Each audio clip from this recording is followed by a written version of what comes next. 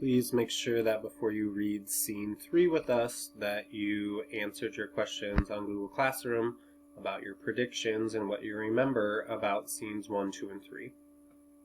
Alright, Scene 3, the same village. All the people except the seventh chief, that's important, are gathered together. They hold long poles, the birds and animals are with them.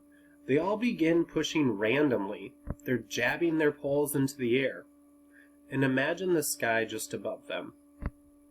Ugh, it's not working! The sky is still too close. Where's the seventh chief? This was his idea. Seventh chief enters. Oh, here I am! I had to find this long pole. Your plan is not good. See? We are pushing, and the sky is not even moving. Ah, but I said we must push together. We need a signal so that all of us can push together. Our people speak different languages.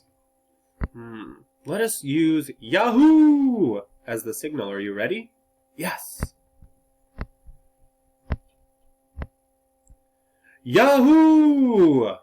Yahoo! Yahoo! And everyone pushes together. Yahoo! We are doing it. Now my son won't be able to hide in the sky.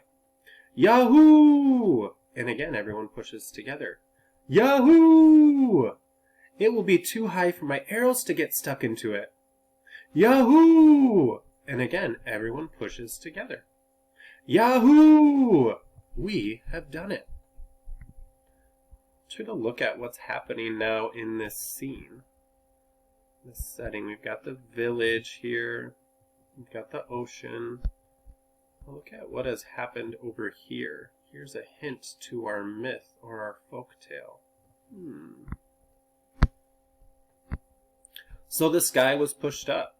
It was done by everyone working together. That night, when everyone looked overhead, they saw many stars in the sky. The stars were shining through the holes poked into the sky by the poles of everyone who pushed it up higher. No one ever bumped his head on the sky again, and all those stars are there to this day. Has anybody ever wondered why we can see the stars? Right? Science tells us we can see the stars now because scientists know there is a burning gas ball that is a star. But to these Native American tribes before they were scientists, they had to decide, why are there stars? And this was the story that was passed down from generation to generation, that the sky used to be way close to the ground. The people didn't like it, the animals didn't like it, but by everyone working, keyword, together, they were able to get the sky up high. And because of that, now there are stars shining down in the sky.